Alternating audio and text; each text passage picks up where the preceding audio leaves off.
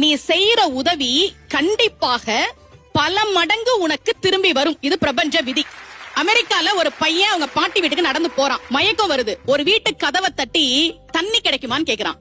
கதவை திறந்த பொண்ணு முகத்தை பார்த்தா பசியா இருக்கியே உள்ளவா அப்படின்னு ஒரு டம்ளர் பாலை கொடுத்துட்டு நீ சாப்பிடு நான் சமைச்சிடுறேன்னு சொல்றான்.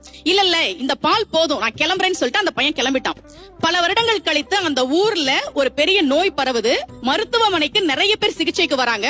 ஒரு பெண் வர்றாங்க, நோய் முற்றி போய் வராங்க. மருத்துவர் பார்த்துட்டு நான் குணப்படுத்துறேன் இவங்களன்னு சொல்லி சிகிச்சை கொடுத்து குணப்படுத்திட்டார். இந்த பொண்ணுக்கு லாஸ்ட் நாள் அந்த ஹாஸ்பிட்டல்ல இருந்து கிளம்பணும். பில் எப்படி பே பண்ண போறோம்னு தெரியல.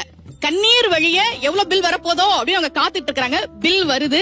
அதுல எழுதியிருந்த வாக்கியம் உண்மையாக அமெரிக்காவில் நடந்தது. இந்த மருத்துவ சிகிச்சைக்கான பணம் பல வருடங்களுக்கு முன்பாகவே ஒரு டம்ளர் பாலாக எனக்கு தரப்பட்டு விட்டது.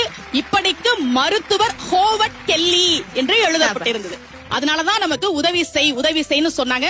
பக்தியில அன்னதானத்தையும் தானம் செய்வதையும் ஒரு அங்கமாகவே வைத்ததற்கு காரணம் நீ எதை கொடுக்கிறாயோ அது பல மடங்கு உனக்கு நிச்சயமாக திரும்பி வரும் என்பதால் தான்.